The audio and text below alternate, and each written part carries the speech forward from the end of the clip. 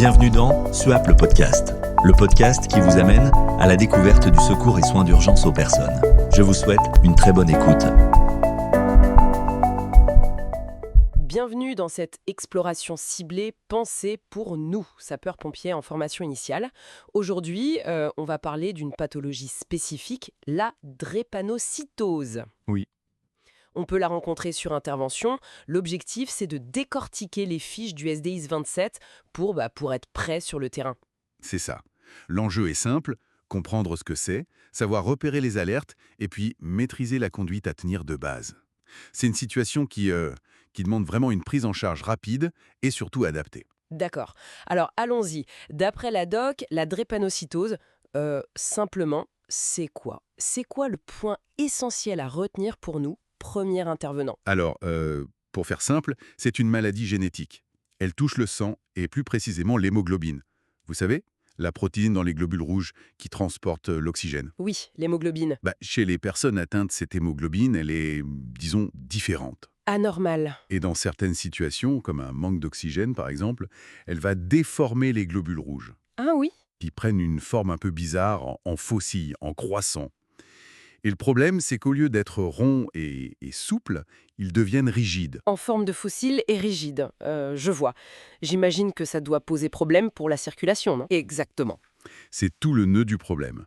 Ces globules rouges, rigides et déformés, ils ont du mal à passer dans les tout petits vaisseaux sanguins. D'accord. Ils peuvent même s'accumuler, créer des bouchons, bloquer la circulation. C'est ce qu'on appelle une crise vaso-occlusive. Vaso-occlusive, ok. Et ce blocage, ça empêche l'oxygène d'arriver correctement là où il faut, dans les tissus, les organes. Et ça, c'est extrêmement douloureux. Ça peut même causer des dommages. Comprendre ça, c'est la clé pour saisir la détresse de la victime. Ça explique l'urgence, oui. Alors justement, passons au concret. Sur le terrain, on reçoit un appel, une personne dit avoir une douleur insupportable. Quels signes, d'après les fiches, doivent nous faire penser, attention, peut-être une crise drépanocytaire? Le signe numéro 1, c'est la douleur, très clairement. Elle est souvent décrite comme très aiguë, profonde, parfois comme des coups de poignard. Elle peut arriver d'un coup. Et elle est localisée? Oui, typiquement, ce sont les os des bras, des jambes, le dos, la poitrine aussi, ou même l'abdomen. Mais il n'y a pas que la douleur. Il faut aussi chercher une fatigue intense, une fatigue soudaine qui sort de l'ordinaire. D'accord, fatigue. Observez bien la victime. Est-ce qu'elle est pâle ou alors est-ce qu'elle a un ictère, cette petite coloration jaune de la peau ou du blanc des yeux? Ça, c'est un signe que les globules rouges sont détruits plus vite que la normale. Pâleur, ictère.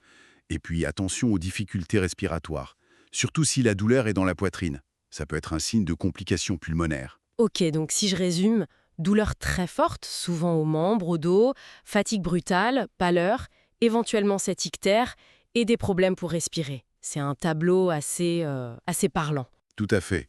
Et il faut vraiment croire les victimes quand elles décrivent sa douleur. Elle est souvent bien pire que ce qu'on peut imaginer.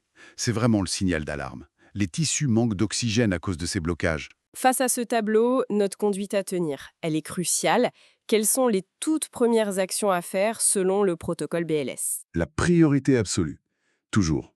Early, le bilan. Bilan primaire d'abord, pour vérifier conscience, respiration, circulation, les fonctions vitales, Bien sûr. Et tout de suite après, un bilan secondaire pour chercher à comprendre les circonstances, les antécédents, les traitements. Si la personne est inconsciente ou si les voies aériennes ne sont pas libres, libération des voies aériennes en premier. Logique. Et ensuite, Ensuite, un geste essentiel, l'oxygène. On administre de l'oxygène à haute concentration. Toujours en suivant nos protocoles, bien sûr. et cet oxygène, ce n'est pas juste si la personne a du mal à respirer, c'est ça? C'est aussi pour aider le transport malgré ces globules déformés. Exactement. L'idée, c'est de saturer au maximum le sang qui circule encore en oxygène, pour compenser un peu ce transport défaillant et limiter le manque d'oxygène dans les tissus. C'est ça qui fait mal et qui abîme. D'accord. Très clair. Après, on installe la victime le plus confortablement possible. Souvent, la position demi-assise est bien tolérée, surtout s'il y a une gêne respiratoire. Et puis on la protège. La protéger, oui. Du froid, Du froid, oui. mais aussi de la chaleur excessive. Les températures extrêmes, ça peut aggraver la crise. Donc une couverture si besoin, mais sans surchauffer. Et puis, ne pas oublier de rassurer. Oui, l'aspect psychologique. Fondamental. La douleur est terrible, la situation est angoissante.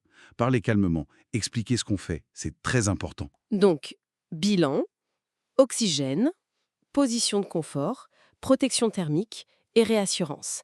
Et après ces premiers gestes, Après, il faut absolument contacter la régulation médicale, très vite. On leur transmet un bilan complet, précis, pourquoi si vite? parce que le médecin régulateur va pouvoir nous guider, confirmer la suspicion, peut-être autoriser des antalgiques si besoin selon les protocoles locaux. Et surtout, préparer l'arrivée de la victime à l'hôpital. Elle aura besoin d'une prise en charge spécialisée et bien sûr, le transport doit être rapide vers une structure adaptée. Notre boulot, c'est stabiliser et transporter, vite et bien. Parfait. Donc, pour résumer tout ça, pour gérer une crise drépanocytaire, 1, il faut connaître un peu la maladie, ces globules amphocys qui bloquent. 2, savoir repérer les signes, la douleur intense, la fatigue, la pâleur. Et 3, agir vite avec la conduite à tenir, bilan, oxygène, confort, protection, rassurer et alerter la régulation pour un transport rapide. C'est exactement ça. Et j'ajouterai juste une chose, une dernière pensée peut-être. Oui, très bien. Il ne faut jamais sous-estimer ce que ressent la victime. La douleur peut être absolument atroce. Notre empathie, notre écoute, notre réconfort, ça fait vraiment partie des soins, au même titre que l'oxygène ou le bilan. La douleur est là, elle est réelle. Notre humanité compte. C'est un point essentiel, merci. Pour bien ancrer tout ça, la meilleure solution, c'est de retourner aux fiches théoriques du SDIS 27. Relisez bien les parties sur les généralités, les signes, la conduite à tenir. Et surtout, entraînez-vous. Faites des simulations pour que ces gestes, cette reconnaissance des signes deviennent des réflexes. Voilà pour aujourd'hui. À bientôt pour une nouvelle exploration. Merci de votre attention et de votre fidélité à SUAP le podcast. À très bientôt pour un nouvel épisode à la découverte du secours et soins d'urgence aux personnes.